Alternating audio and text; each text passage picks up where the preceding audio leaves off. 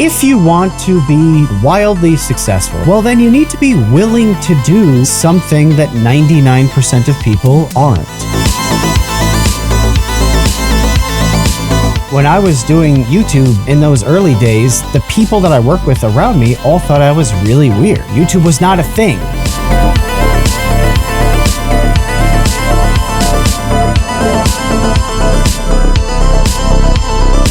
If you are a weird person like this, or if you consider yourself a weird person, you actually need to get comfortable with that fact. I think that's something that you absolutely have to ask yourself. Am I living a serious life? You probably aren't.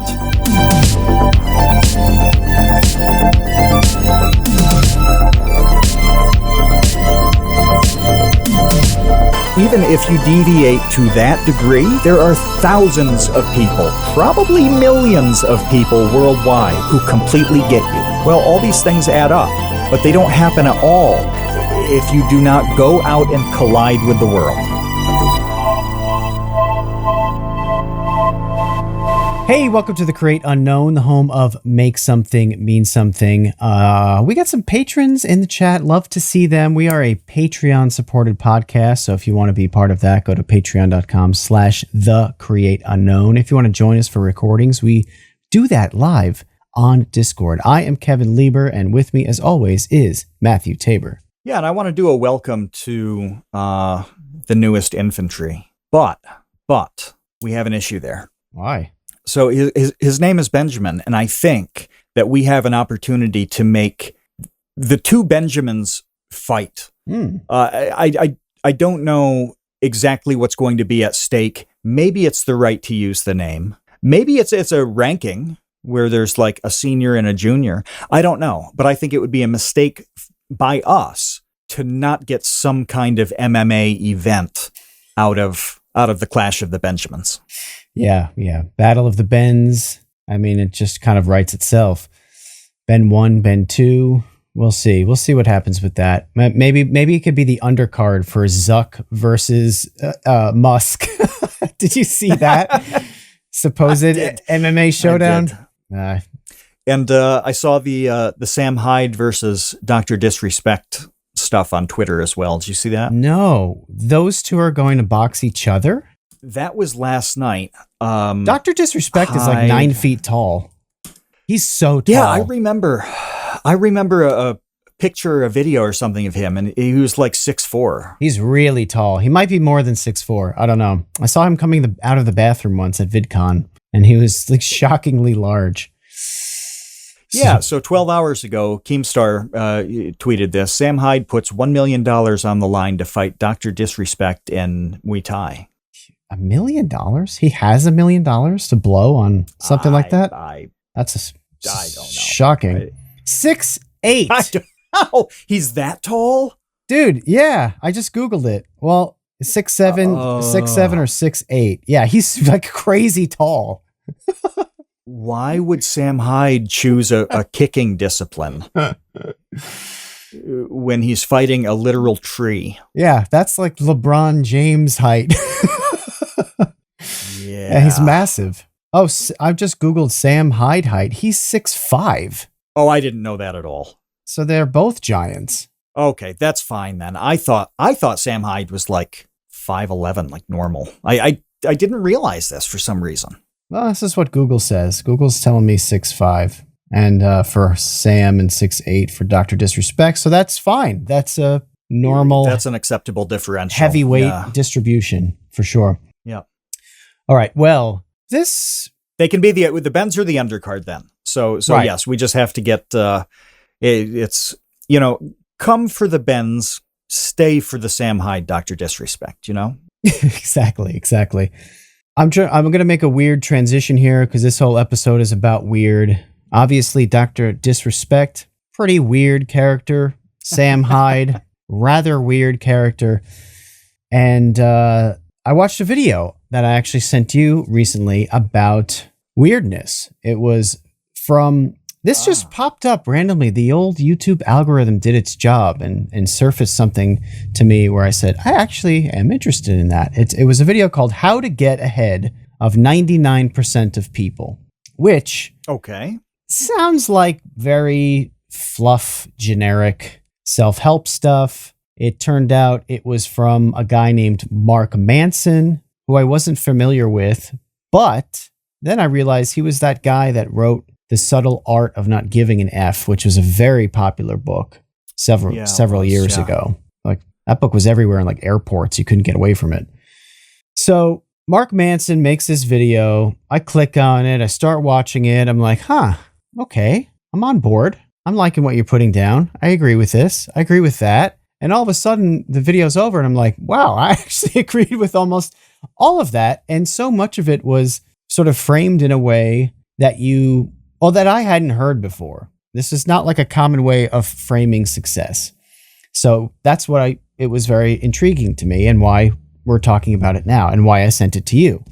So if you want to watch it, like I said, it's called How to Get Ahead of 99% of People, and it's by Mark Manson. Here's the gist.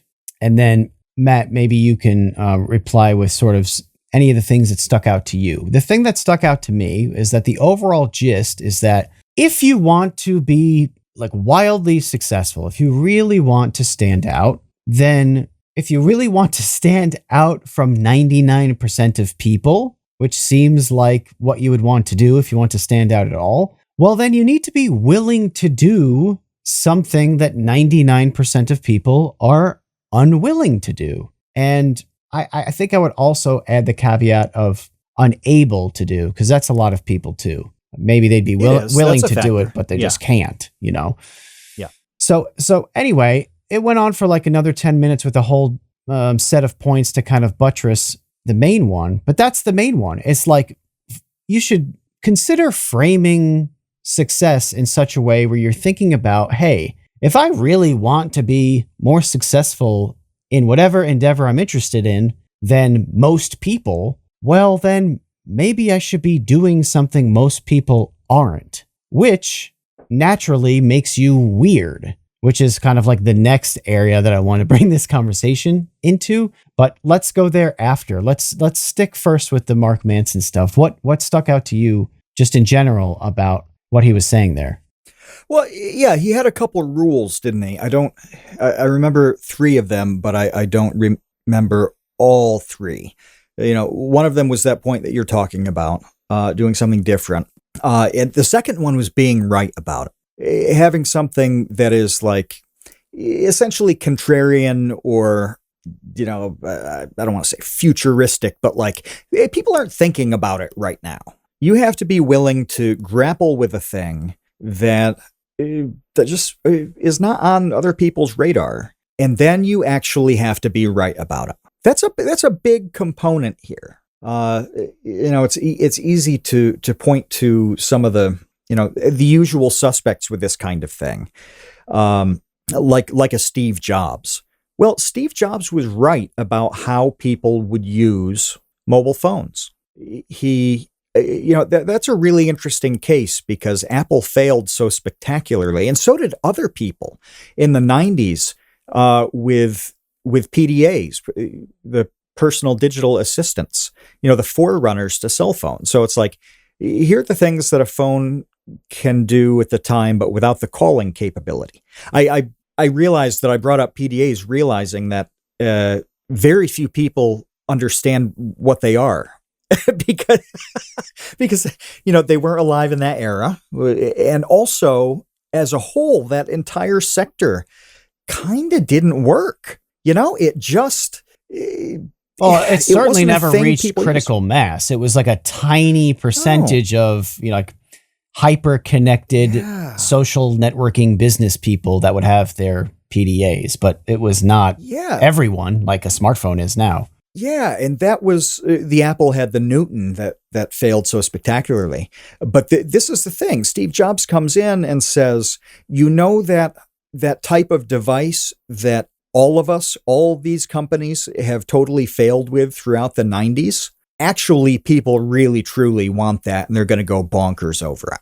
This made no sense. It was just like, here's a mountain of evidence that this thing completely sucks. Why would you give it another go? And even when it had the calling capabilities, the general mindset was, yes, people would love to have a mobile phone that's easy and cheap and whatever, but they don't want anything else. They just want the phone. So the fact that the phone could do anything else seemed stupid after everybody failed with it for the 90s. Well, so he has this, at the time, very contrarian take. He's extremely confident about it. And the critical part was that second rule. He was right. That made all the difference. So it's not enough just to not be like the other 99%. That's actually really easy to do.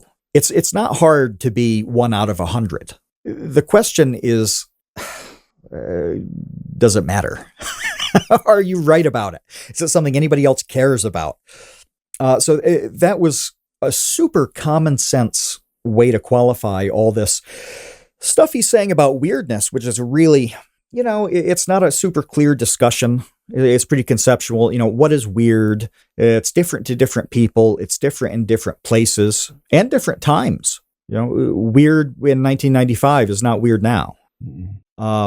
So all of a sudden he pulled it back. It's like, oh yes, whatever that thing is where you have chosen to deviate from the mean sufficiently, it has to matter. You have to be right. So I love that part.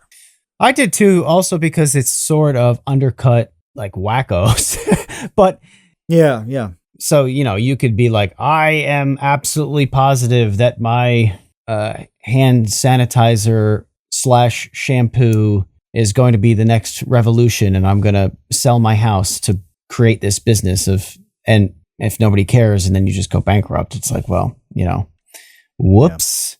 Yeah. As well as sort of like conspiracy theory people and like all of those people, unless it goes somewhere and is wildly successful, it didn't really matter, like you said, that you were that contrarian about something. So that's sort of the diamond in the rough, is finding that thing no one else is doing, being right about it, and then it exploding. And then afterwards, everyone else being like, oh, that's not a big deal. It's like, that was a huge deal. Yeah. I mean, the same thing with Amazon, where in the beginning it was like, I'm going to sell books on the internet. It's like, what? Why would you do that? That's right. That is a stupid idea.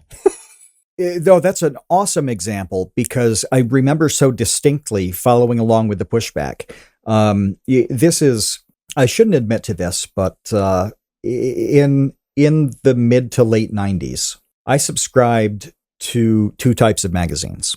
I subscribed to cat magazines. I loved Cat Fancy back in the day. It's very different now than it was back then. Now it's just an embarrassment.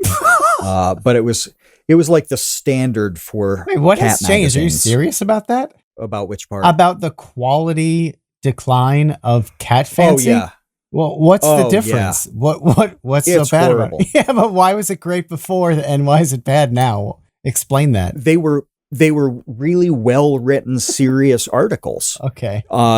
So it would be like, here's a profile on like the Bombay breed, and the photography was amazing, but the article itself was expert.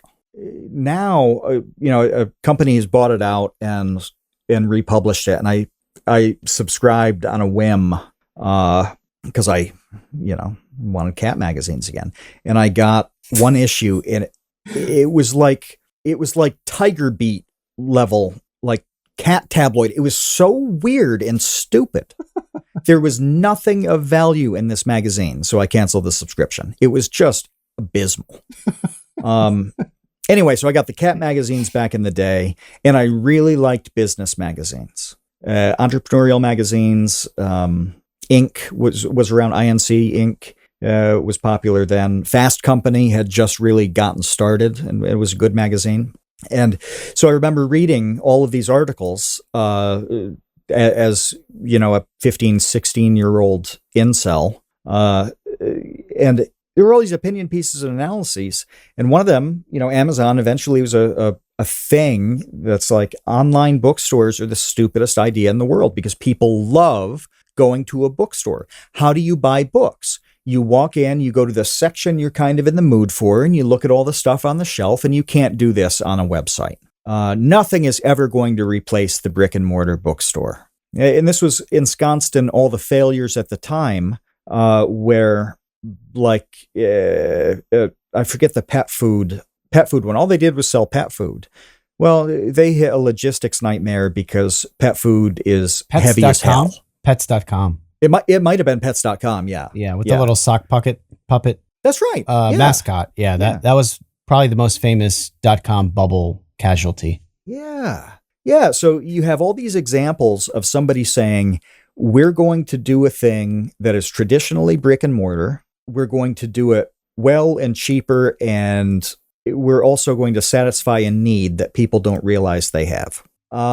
Amazon was a joke at that point. Well, it's not so much of a joke now. It turned out to be fantastic. I can't tell you the last time I was in a bookstore. It was 2012 or 2013. I went to a bookstore in Utica, like a Barnes and Noble. Mm-hmm. I am a prodigious buyer and acquirer of books. I'm not normal. I'm the 1% of book people, and I don't go to bookstores. Who's got time for that? What a waste of everything. There's literally nothing that a bookstore can do for me. There's not one thing. The only thing it could provide is me walking out of the place with what I need in my hand. And I can't even dream up a realistic scenario of me needing that. I guess if you bought a gift for somebody and you needed it like by the next day, you would go there and buy a gift. That's sensible to me. Or if you just need to smell a whole lot of books. I don't like the new book smells. I like old books. I like musty. Like a book should smell like all your grandparents combined into one sniff. That's how books should smell. They should have a musty, dusty, yet somehow impressively regal scent to them. You know? So you smell this must, and then at the end of it, you're like, I have a little bit of respect for that. That's the amalgamation of all grandparents smell. That's if you combine them like Voltron into one Voltron grandparent, it would smell like an old book. I like that. That's right. And what's a new book smell like? How would you describe a new book smell? I like new book smell too. I like new papery smells. What would you compare it to? I don't know. Because I'm not sure I've like fresh. I'm not sure I've smelled it. Just has that kind of fresh, inky kind of smell. I think that's what it is. I don't know. I'm a connoisseur and an enjoyer of papery smells, old and new. I don't discriminate. That's all I'll say about that. I don't know what you've been sipping, but you've got it all wrong. It's time to commit to the leaf. We've embraced the smoothness and surprising pick-me-up that tea provides. I literally drink it all day long, nearly a gallon a day, and it powers me through research, script writing, and forums on websites that I refuse to name here. But we don't drink normie NPC tea. We drink cultured and refined anime tea from the Dragon's Treasure. Kevin still likes the gunpowder green called Space Cowboy, and I've sampled nearly 40 Dragon's Treasure teas at this point. Lately, I've been slamming black teas like Kentucky Bourbon and liquefied Berserk Despair. Scottish Breakfast is deep and peaty, and I smooth it over with Sebastian's Morning Earl Grey, which has the best vanilla cream taste I think I've ever had in a cup. Give me a pot of that with a hot meatball sub from Sal's Pizza and Brooks Barbecue Chicken to wash down my last meal on death row. I highly recommend the sampler packs. You'll want to try everything just like I did. I literally have not had one tea that I wouldn't be happy to reorder. The Dragon's Wings membership fuels new tea experimentation, and the Tea of the Month Club provides a regularly scheduled surprise. And when you order from the Dragon's Treasure using code CREATE, you'll get 10% off your order. That's 10% off using the code CREATE at thedragonstreasure.com. The link's in the description. But let's get back to the weird thing, because we took a detour, didn't we? Quite a detour into grandparent smells. The thing that struck a chord with me is that all of these people that we're talking about, whether it's Jeff Bezos or Steve Jobs or a whole bunch of YouTubers who were doing really weird things 12 years ago, and then ended up getting really popular and growing into huge YouTube channels. It was the same process. Like, I can tell you that when I was doing YouTube in those early days, the people that I work with around me all thought I was really weird. And, I was never like seriously ridiculed for it. But, there was definitely a certain level of like, gentle ribbing going on, like without a doubt, about the fact that that's how I would spend all of my time when, all my other coworkers would go to parties and, I don't know, go rafting down the river and whatever people do. And I would not do that. Unlimited apps at Applebee's. Just constantly going to bars. Yeah, whatever. Yeah. Exactly. And blowing all their money on drinks. And I would just go to my apartment and write stupid jokes and make YouTube videos, which was the weirdest thing you could do. YouTube was not a thing. It was not, it was a thing, but it was like, you couldn't make money on that. There was no YouTube partner program. It wasn't a job. There was no point in doing this other than being, you're a weirdo. Like, you are like literally weird for spending all your time making these videos for the internet for no incentive, for no benefit. Yeah. It was bizarre. Yeah. Now that I'm thinking about this, you and I were both weird at the same time, because as you were doing all of that, I was in different countries for no discernible reason. And that was impossible to talk to people about or explain. Even my parents, it's like, well, why are you doing this? And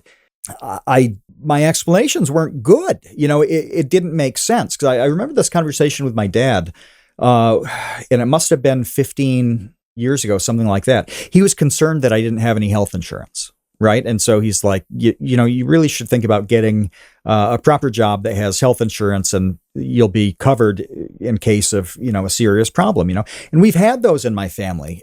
Somebody, getting like catastrophically ill at a very young age. So it wasn't paranoia. It's like, no, well, hey, look at Jake Roper. This is a young, healthy, active guy with a good lifestyle, whatever. And all of a sudden he's got cancer. Mm-hmm. He was young then. Yeah. He's still young now, but he was like properly young then. Mm-hmm. So like it was a totally sensible thing to do. It wasn't paranoid. I was like, no, I want to, I'm trying to remember which place I went to at that point. I think it was Wales. And why? I did not have a very good reason. I didn't. I can't even tell you right now what it was. I had some friends there, and they said that I could stay with them. Like that made it easy, But the first time I went to Israel was probably on 10 days notice. I happened to see a flight deal that was shocking. It was like $200. And I thought, well, this is the time to go. And I just booked a one-way ticket. People weren't doing those things at that point in our lives. They just weren't. And that was super weird. I remember a conversation with somebody from high school who told me they legitimately thought I was a drug dealer because I had, I had like an okay life, whatever, with no discernible means of like income or point to my life. And I thought, well, what's going on here? The only realistic option is that this person sells drugs. Right. Makes sense. That was the turning point to me because they were serious about it. It wasn't a funny joke. And I thought, I completely understand why they think this. That's when I put the pieces together, which you don't see from the inside. You can only see that from the outside looking in. And this person was telling me what they were seeing. I'm like, that's a pretty good guess. It's totally and completely wrong in every possible way. But that was a really sharp guess. The optics could suggest otherwise, for sure. Yeah. So back then, like we both have a history of this kind of weirdness of doing something that other people aren't doing and also don't understand. That's a component to this. it's not just doing something that other people aren't doing, but they don't even get why you're doing it. Yes. Okay. Thank you for saying that, because that perfectly allows me to transition into the next part, because this is something that I have felt for a really long time, and there was no sort of easy way for me to bring it up before, but I feel like this has allowed me the opportunity to bring it up. And that is this, that if you are a weird person like this, or if you consider yourself a weird person, you actually need to get comfortable with that fact. Because I see a lot of people struggling with it both ways, in which, they feel weird, they're into weird stuff, they think they're weird, but then other people call them weird or suggest that they're weird, and they get upset by that. It's like, oh, okay, like, yeah. I understand that this, there are reasons for that. Everybody has a different temperament, and people have different thresholds for handling sort of criticisms or how they, take in information or judgments from others. But the fact is like, my point is that logically speaking, just logically, rationally thinking about this subject, if you are all in on being weird and someone else says, hey, you're weird, your response to that should just be, yeah.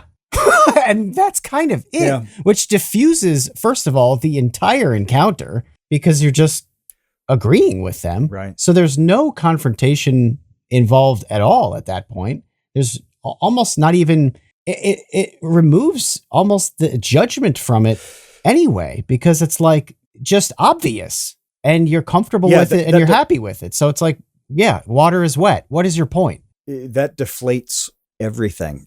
Like as you're describing it, I'm thinking of how this plays out, and it's not even like a yes, so what kind of reaction. If you just say, well, yeah, there is nothing that can be said after that. It is not possible. If you really want to press, if you want to turn this around and put the screws to your interlocutor, you could say, well, why aren't you? Because that would be a hell of a hard question to answer. The answers to it suck. They're things that nobody wants to admit. Right. I'm not weird because I'm too scared to do X, Y, or Z. I'm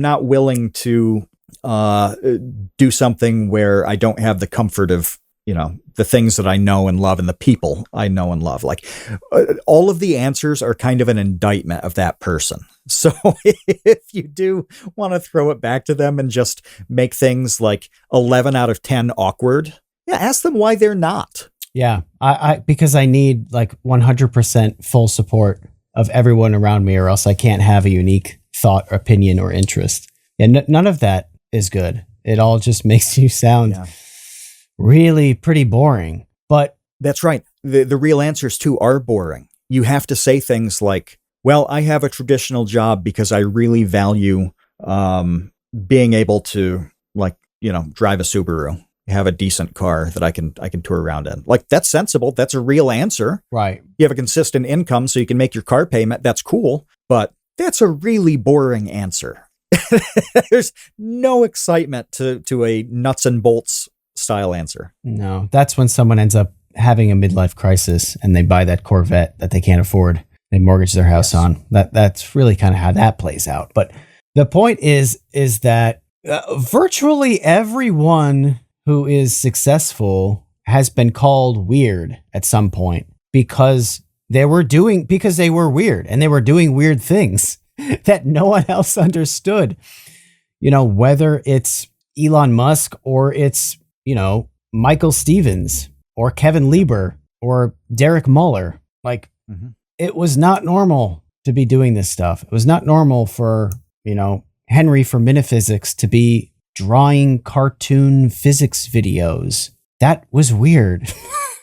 Yeah, and if you don't want to use the word, if you don't want to use the word weird for this because it's hard to narrow down what it does and doesn't mean, you can also say that it's irrational, because that part is true. That's a facet of all the weirdness. Is Kevin, you putting all your time into YouTube when it was impossible to make any money was a completely irrational decision. And no one respected it. It wasn't even just about money. There was also like there was no there was no actual currency, and there was no social currency. In fact, it was the opposite, which is really kind of the point, I think, of this podcast. Is like, you have to be willing to take those bumps and bruises and slings and arrows from people around you. Yeah. In order to push through that. Like, you just have to get comfortable with it, because it's going to happen, because definitionally what you will be doing must be ridiculed by other people for being, like you said, irrational at best.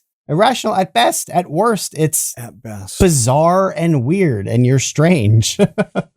Yeah, it's really interesting that I'm thinking about this now. I talked to you months ago about how I have buried shocking amounts of memories because I simply do not think about any of the things. Do you remember this conversation? No, but I'm the same way. I don't remember anything. Yeah, well, it's been nice doing writing stuff based on, with jumping off points that are based on real events, because I encountered those thoughts again. And it's things that I otherwise would never think about, in part because I have spent the bulk of my time on my own. And they don't come up in conversation when you don't have conversation. There's no mechanism to like jog your memory on stuff. And that's happening right now as we talk, because I'm thinking now about the criticism that I got, where it's not just, I don't understand this, but you are kind of a selfish loser who's delaying adulthood by roving around and romping wherever, seemingly for fun. It's the William Osmond grandma letter. Yeah. That struck me as legitimate concern, a lot more like that conversation with my dad, where it's like, for your own good, you need to rein it in here a little bit. But when I was 30, I was doing things that was like a gap year for, most students after college, or like a year-long spring break trip. That's what it seemed like. So to it them. Was beyond. And it was beyond that general concern. It was a different thing. Let me just say real quick that we had William on the podcast, and he told the story about how his grandma wrote him a letter. From what I remember, it was begging him to go back to school to get his engineering degree, because she was so worried about him, and obviously he didn't do that. Yeah. Went on to success with YouTube. He has his own event that I think is happening right now called Open Sauce. Yeah. He's got a lot of stuff going on that worked out pretty well, because he just kind of plowed through the criticism. So anyway, I just wanted to give background on that and not just throw out a reference that people don't understand. So you're saying that it went beyond just like, hey, maybe you should get some health insurance, and into what? Into, you're wasting your time. You are not doing anything serious by, to them, they're just looking at it like travel and tourism. And it was just none of that. Like, I have not had an actual vacation since I went to LA in 2005. It was my first time in LA. That was the last time I went on a vacation where I didn't really do anything other than try to enjoy myself. So it was hard to get that criticism, because I'm thinking, like, I'm developing an understanding on this. I'm meeting people who do these incredible things.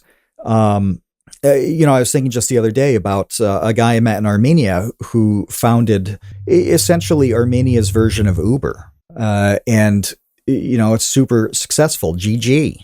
And this guy's fantastic. He's awesome. And I value having met him to a really, really strong degree. I got to spend a lot of time with people who grew up in the Soviet Union in the 80s. And then at 7, 8, 9, 10 years old, had to experience a completely different cultural environment and like turmoil of all sorts.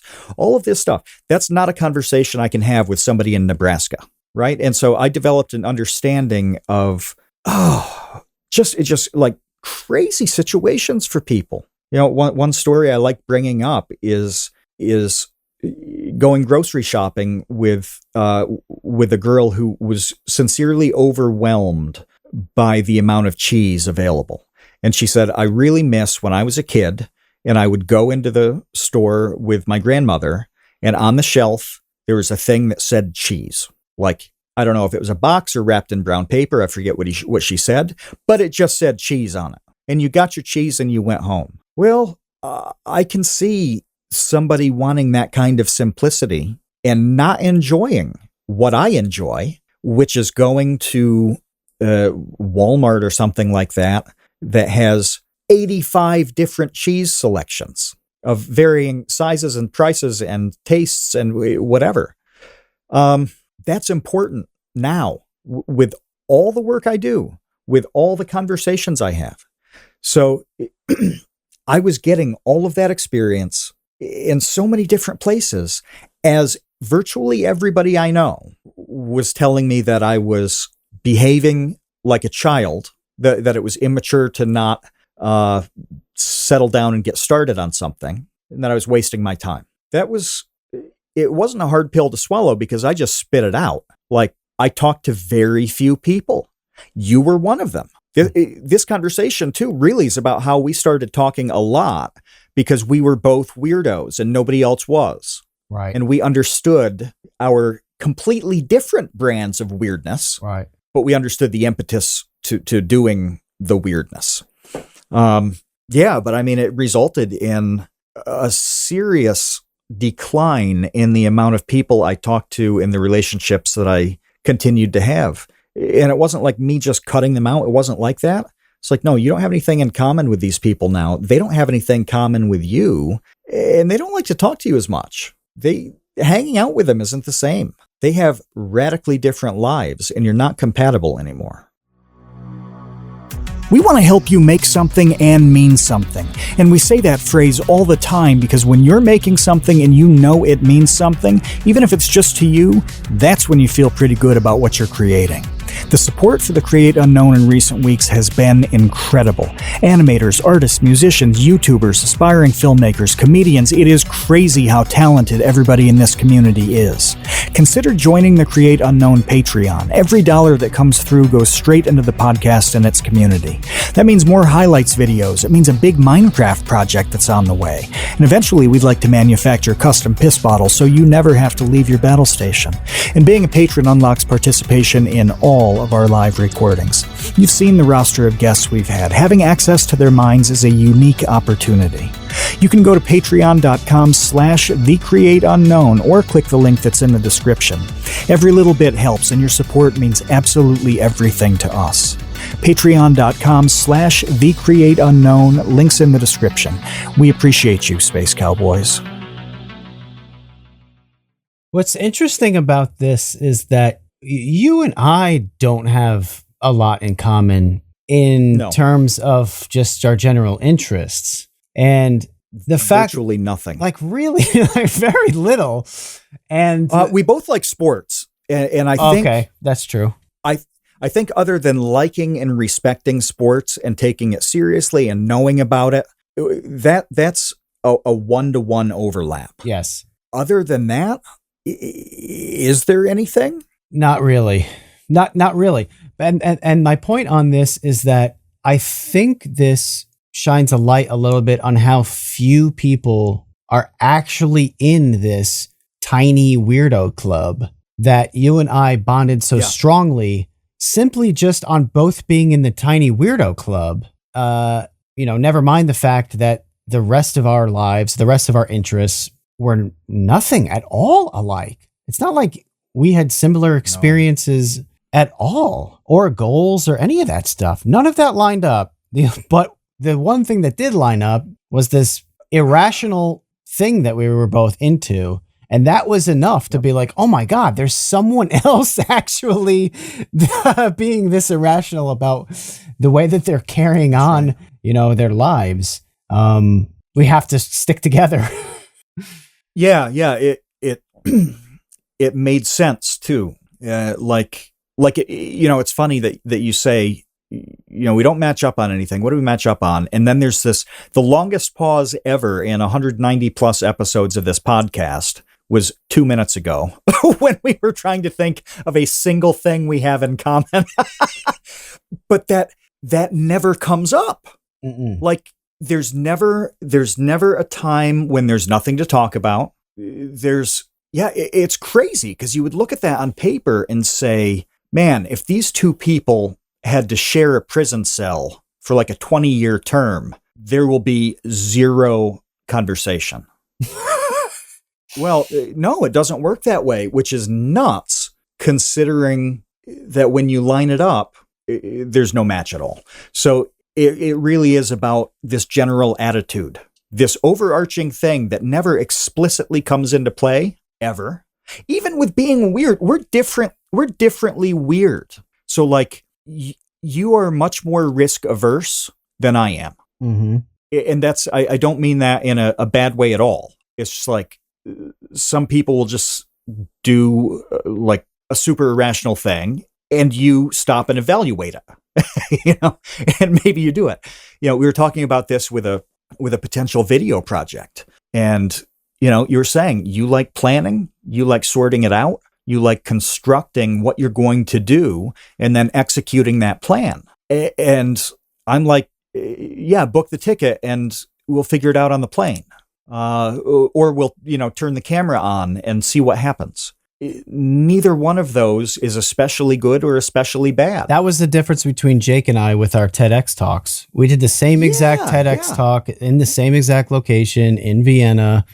I think his was like a year before mine, maybe 2. He was literally writing his talk on the plane on the way there. And meanwhile, I was rehearsing mine 2 months ahead of time every day. Right. And they both turned out to be excellent. Like it's not like one was a guaranteed way to fail or you wasted all this time honing your talk. No, absolutely not. They worked out. So you can be weird in all these different ways, and you get along with Jake too. Yeah, we're very good friends. We're very good friends. Yeah. So it's further proof that the weirdness is kind of enough. But we also have very little in common. Jake and I don't have a lot of overlapping interests either, except for this thing that we're talking about. Yeah. When I think about the people who I really value and have talked to for a while, and like people I would be very upset if I lost contact with them, I don't have much in common with any of them other than a sense of weirdness or a sense of really strong commitment to a thing. My friend John I met him in college. He's a physician. He's outstanding. Look, you can't get too weird as like a doctor in the United States. John's not doing like experimental freaky research. He's not, sewing a puppy's head on a newborn. Nothing like he's a good doctor and that's it. But obviously that path takes a tremendous commitment, seriousness of purpose, sacrifice, and I talk to John almost daily, mostly meme conversations, but, I'm me, and he has a very serious job with, a wife and kid. Like, that's not me. No, but he's a serious person. It goes back to this Logan Roy Succession, you're not serious people thing that really has stuck in my head. That I know not a lot of people have watched this show, but there's a show on HBO that just had its series finale called Succession.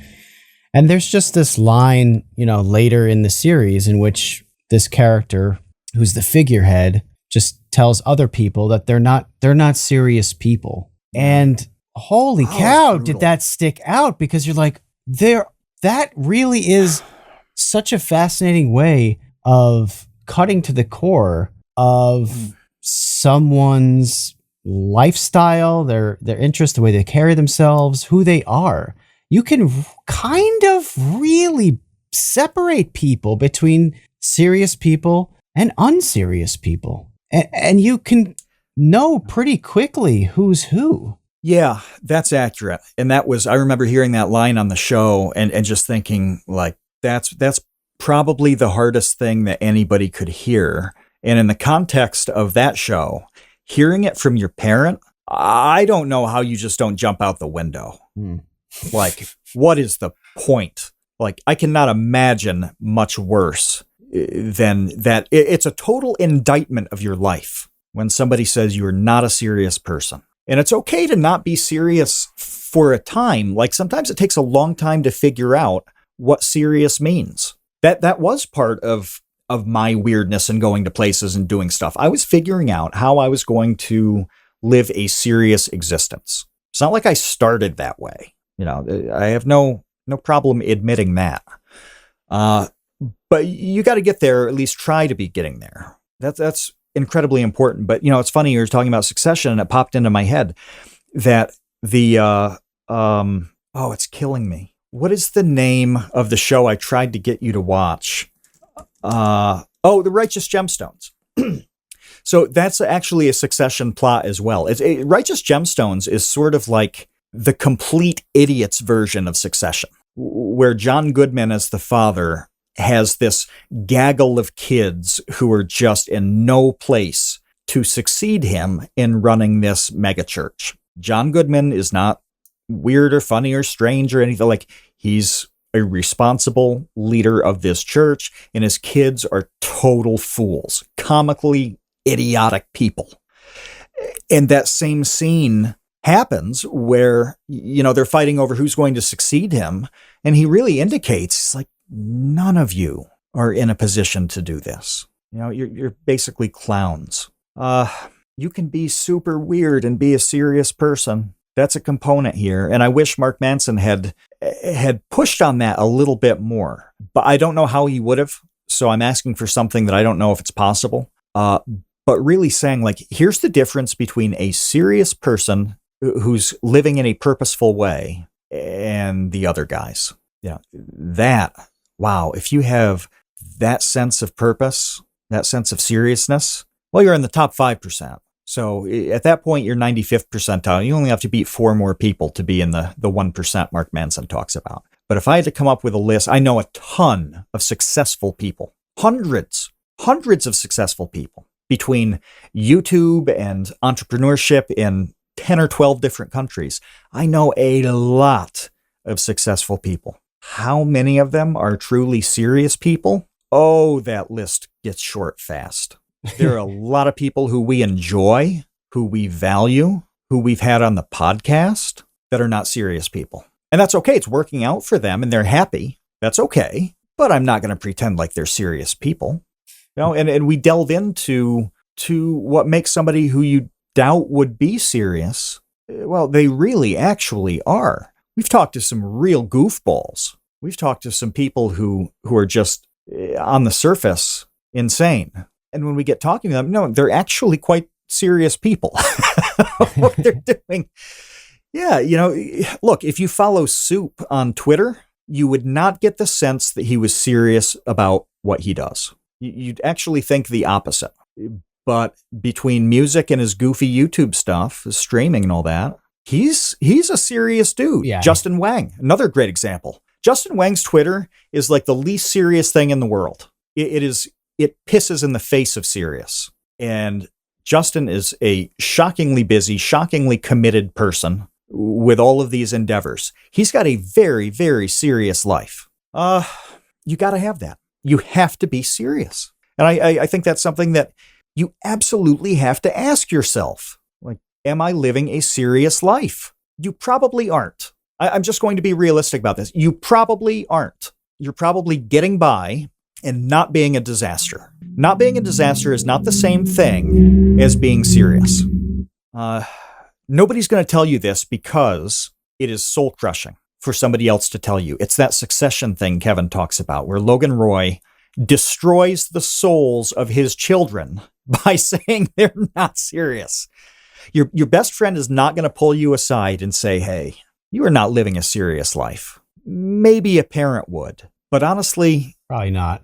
No, probably not. And are you going to take it to heart? No, you're going to be really offended and pissed off. And no. So the best way to think about this really is internal.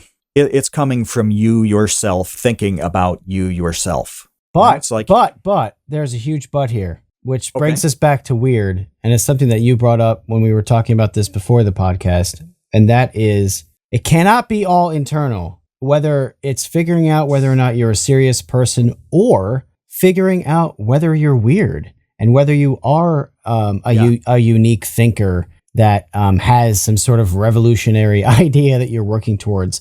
There's no way to know in a vacuum. There's no way to know that unless you start pinging your ideas off of other people. And when you mentioned this, I hadn't thought of it this way until you mentioned it this morning to me. But after you said that, I had this epiphany where I always, and I've talked about this on the podcast, but I've always understood that for me personally, the most valuable lesson that I received by going to college wasn't what I learned in the classes. It really was what I learned outside of the classes, which was understanding how other people think, understanding how other people have things that they're great at that I suck at, understanding that a lot of people have things that they suck at that I'm really good at. Being involved in that pinball machine, bouncing around off of other people from, different walks of life and, with different skills and different temperaments and everything, was absolutely invaluable in helping me understand actually that I am a weird guy. Like I genuinely didn't get that. I really didn't get that. I even had, this is kind of funny, but I had a teacher in high school essentially tell my parents that I was weird. I didn't find this out until later, of course. I wasn't involved in this conversation. I don't think I knew this. Oh, yeah. Mrs. Conroy, actually. Oh, yeah. She was our math teacher, one of our math teachers. Literally, a math teacher told my parents that I was too creative, essentially, too weird to be going into like a mathematics major. So I was going to go into computer science. I did initially go into computer science. And I guess they must have had some sort of parent-teacher conference thing. And she told them that it was a mistake, that it was just a terrible idea. Like that was not a good fit. I was just too weird for that. And she was right. I mean, I did really poorly and understood that really quickly. Majoring in computer science is like, oh, this is not for me. But it took me years. It took me years to figure that out on my own. I mean, it wasn't until I think like sophomore year, I eventually changed my major to film and television and then started actually doing creative work full time in school and got involved in a bunch of extracurricular creative stuff. But it took me a while. It's not like I had any idea. And I had lived with myself up until that point for, 19 years and I didn't figure it out. Right. And even when other people may have suggested to me that I was weird, it's like, yeah, I don't really think so. I don't understand how other people don't think like I do. It's that very like solipsistic thing where you have no idea how other people think or how other people don't think or how bad you are at something or how good you are at something until you get out there and you start putting yourself in these situations in which you can learn about that, because without getting there, how do you know what to capitalize on? You don't. There's no way to know. It's impossible. No, you can't sit there. You can't think your way through this one. You can't come up with all the scenarios because you simply don't know what you don't know. And you won't know until you collide with it. The total idiot's way of understanding this is with food, right? So if you think of spicy food, well, maybe the hot wings at your local pizza place are spicy. Maybe they are. Maybe your parents make spicy food. Maybe you throw Tabasco on things. Well, you don't know what spicy is until you go to some shack in India and they cook something that burns you from the spinal column outward. And that's when you're like, oh, this is what spicy is.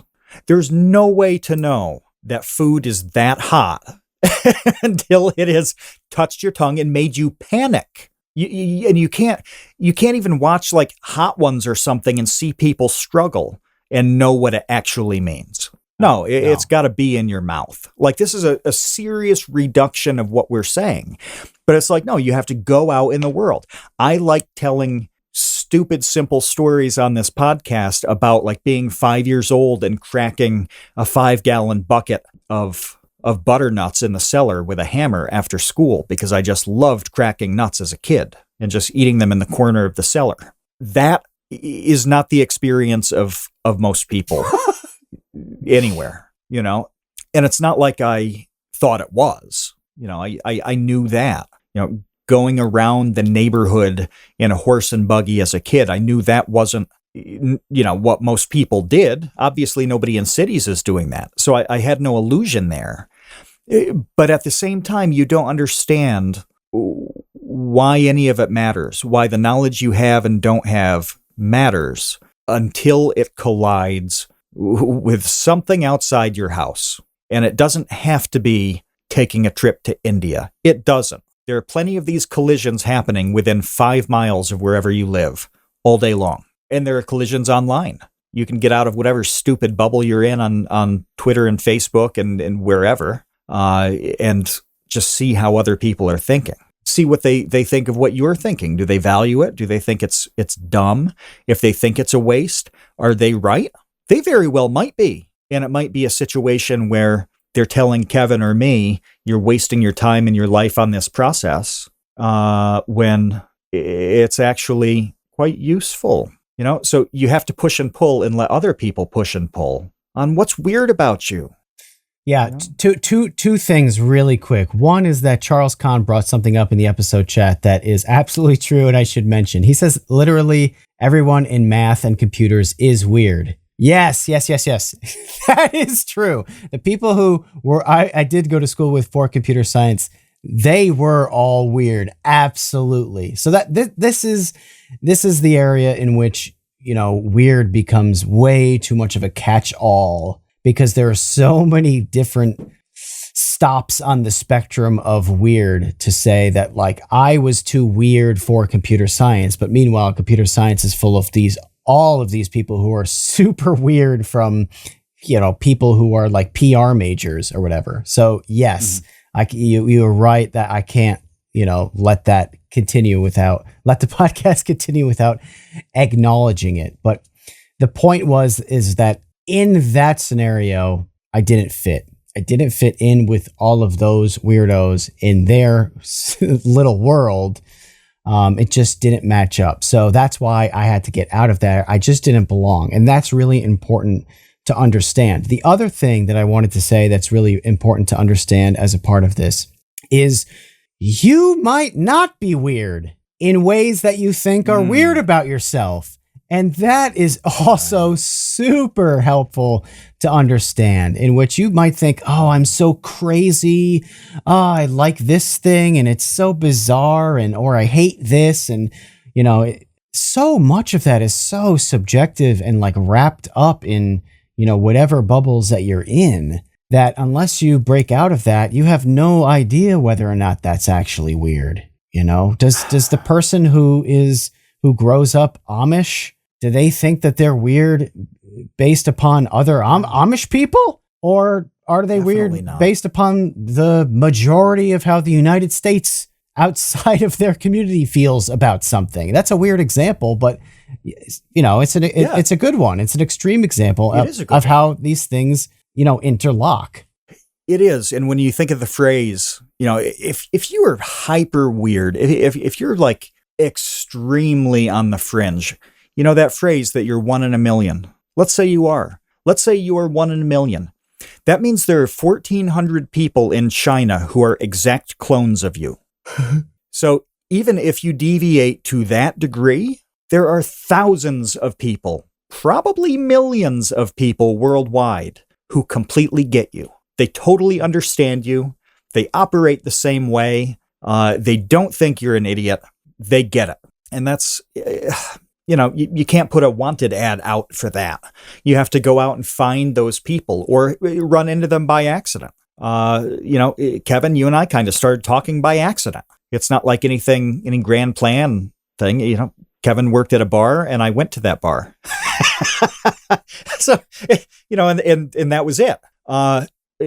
Other people I've sought out. This was a big component of my college experience, was identifying people who had something specific that I really wanted to know about.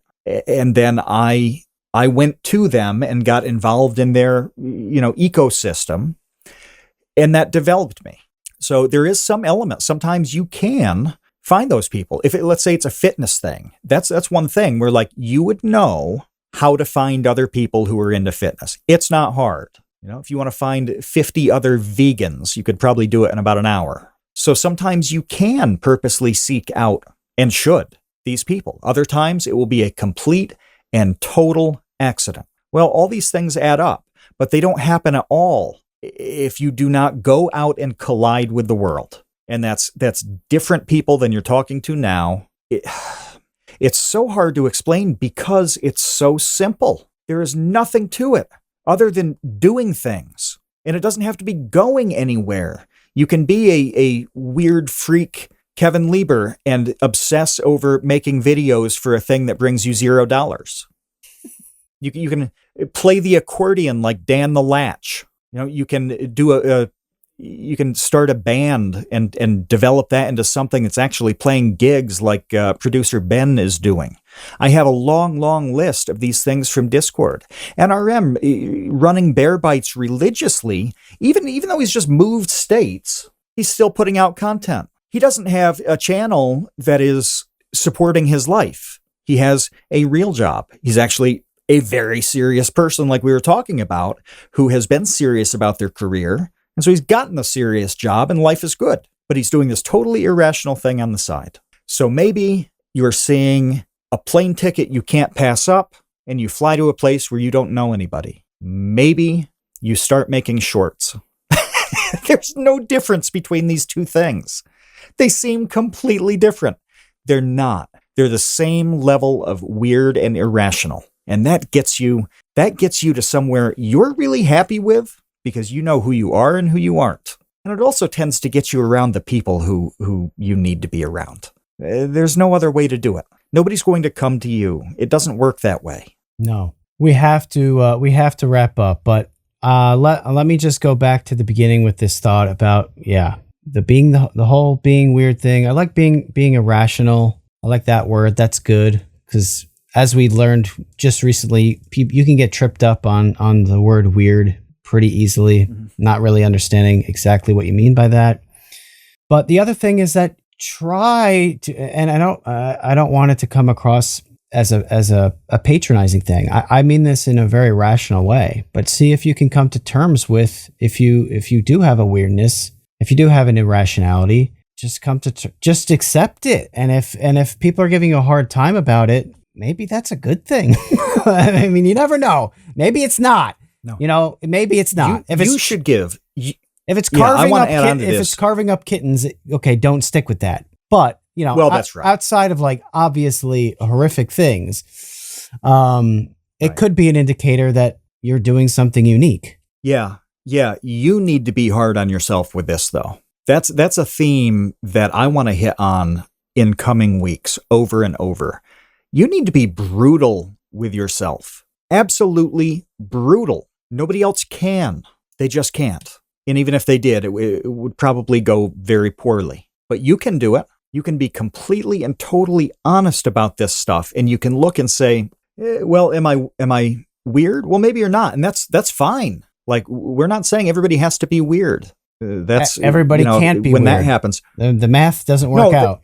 They can't. And if they are, that's how you get Portland. Nobody wants this. But if you take the time to think about, like, how am I weird and unique and irrational? Is there something I really want to do that fits that? You can think about that. And the other part is that serious person part. That one's really easy to evaluate. Am I living like a serious person? Well, if you're pissing away your time on stupid things, no, you aren't. You really just aren't. If you're drunk all the time and watching anime, you are not a serious person. Don't pretend that you are. And you make the decision that, yes, I want to continue on this path and not be at all a serious person, or I will do something else. But you've got to be honest about that, and all of that is coming from the inside. So you need to evaluate your weirdness and seriousness ruthlessly. There is no other way to do it. All right, that's it for us this week. We'll be back next week. If you want to support us on here, please go to patreon.com/thecreateunknown and become a patron. We'll be back next week. Until then, see you, Space Cowboys.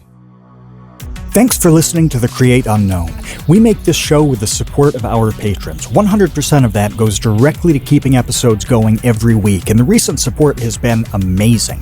Sid Poke, NRM, Venture Addicts, Weezer Good, you all really do make this show happen. Thank you to the Tots and Dumpster crew, old and new, who save tiny little lives every month. Thank you to our grizzled, battle-hardened child infantry. Clemente de los Santos, Dan the Latch, Demetrius Andrews, Erica, Farrakhan, Jen Mefasanti, Kevin Menard, Mikhail Steinke, Monahim, Natsu, Penny Peddler, Risebread, Ryan Kinder, Samuel Manser, Sean S., Sean Malone, and Tom Vidioger.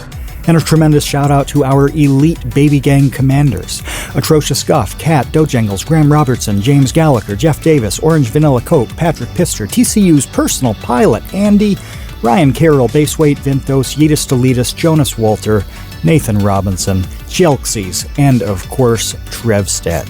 You are the elite. Thank you as well to our indentured servants, producer-editor Ben Webster, Minecraft mogul Laterman, Discord kitten wrangler Conrad, and producer emeritus Dan Yoshua. Thanks to Baseweight for use of Created in the Unknown for the opening theme. Thanks to Electro Voice for giving us mics to sound good on top of it. And a special thanks to Main Gear for powering all of our PC endeavors. The Create Unknown is an Unknown Media production in partnership with Studio 71.